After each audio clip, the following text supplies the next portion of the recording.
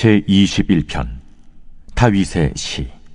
인도자를 따라 부르는 노래.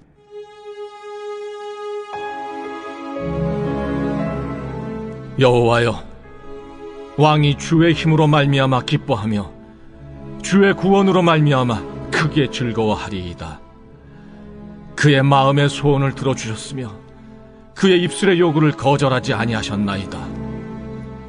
주의 아름다운 복으로 그를 영접하시고 순군 관을 그의 머리에 씌우셨나이다. 그가 생명을 구하매 주께서 그에게 주셨으니 곧 영원한 장수로소이다. 주의 구원이 그의 영광을 크게 하시고 존귀와 위엄을 그에게 입히시나이다. 그가 영원토록 지극한 복을 받게 하시며 주 앞에서 기쁘고 즐겁게 하시나이다. 왕이 여호와를 의지하오니 지존하신 이의 인자함으로 흔들리지 아니하리이다.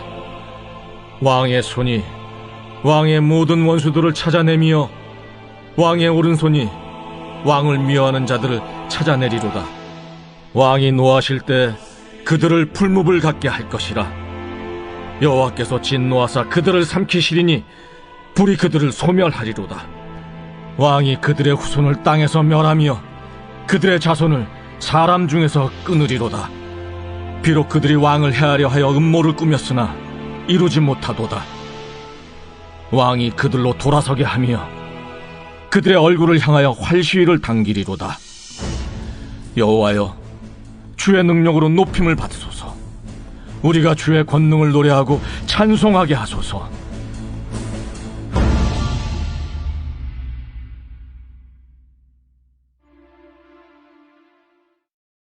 오늘 새벽에는 시편 21편의 말씀을 가지고 함께 말씀을 나누겠습니다. 오늘 본문의 말씀은 앞선 시편 20편의 말씀과 짝을 이루는 시입니다. 앞선 시가 전쟁에 나가는 왕을 위한 기도라면 오늘 본문의 말씀은 전쟁에서 승리하고 돌아오는 승리의 노래입니다. 지난 시간에 우리가 살펴본 것처럼 모든 전쟁은 하나님께 속한 것이기 때문에 하나님이 자기 이름을 위해서 친히 싸우신다고 말씀을 드렸습니다. 그 전쟁 가운데 우리의 역할이라는 것은 우리를 대신해서 싸우시는 예수 그리스도를 온전히 바라보고 하나님을 이 전쟁의 주인으로 온전히 인정하는 것입니다. 하나님을 의지한다는 것은 근신하라 깨어라 너희 대적 마귀가 오는 사자와 같이 삼킬 자를 찾는다는 성경의 말씀과 같이 우리가 처해 있는 상황 가운데 말씀을 의지하고 하나님을 의지하는 것입니다. 이것이 바로 승리의 비결인 것입니다. 운동선수들은 경기에서 이기기 위해 평소에 기술을 익히고 체력을 쌓는 훈련을 합니다. 왜냐하면 강한 체력과 또 높은 기술이 실제 경기에서 승리를 가져준다는 것을 잘 알기 때문입니다. 전쟁을 준비하는 군인들 역시 마찬가지죠. 전쟁에서 승리하기 위해서 평소에 미리 훈련을 하고 강한 무기로 무장을 하고 있어야 실제 전투에서 승리할 수 있습니다.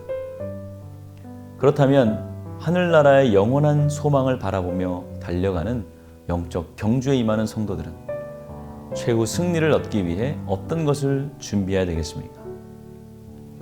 물론 하나님이 이미 승리해 놓으신 전쟁이지만 우리에게 주어진 영적 전쟁에서 최후의 순간까지 살아남는 승리자가 되기 위해선 무엇보다 승리가 어디에서부터 오는지를 잘 알아야 됩니다. 그리고 그것을 삶의 가장 우선순위에 두어야 합니다. 그것이 바로 오늘 본문 1절이 말하고 있는 바이기도 합니다.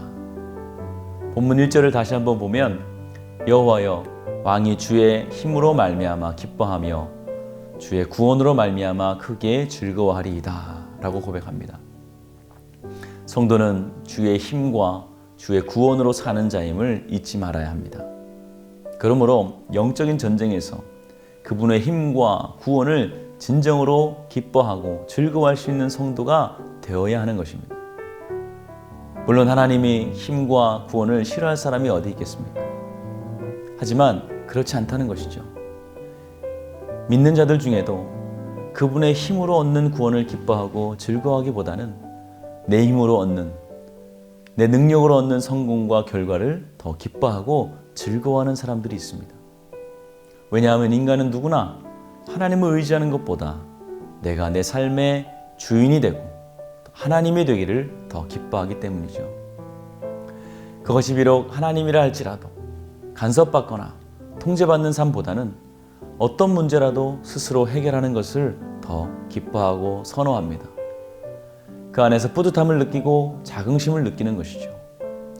성경은 이것을 교만이라고 합니다. 나의 삶의 기쁨과 즐거움의 이유와 동기가 무엇인지를 한번 살펴보시기 바랍니다. 그리고 오늘 나는 오늘의 기쁨과 즐거움을 위해서 어떤 것을 기대하고 노력하려 하는지 살펴보시기 바랍니다. 만약 그것이 세상의 전쟁을 준비하는 군인과 같이 칼과 창과 방패라면 다시 한번 생각해 보셔야 합니다. 내 업적을 남기기 위해서 고군분투하지는 않는지 점검해 봐야 합니다. 다윗은 오늘 주님만이 나의 칼이 되시고 방패가 되시고 산성이 되신다고 고백합니다. 그분을 의지하고 겸손하고 말씀의 기준을 두고 살아가라고 말씀하고 있습니다. 그럴 때 우리의 삶이 교만으로 넘어지거나 거짓의 수렁에 빠지는 일이 없게 되기 때문입니다. 7절 말씀을 다시 한번 보면 왕이 여호와를 의지하오니 지존하신 이의 인자함으로 흔들리지 아니하리이다 라고 고백합니다.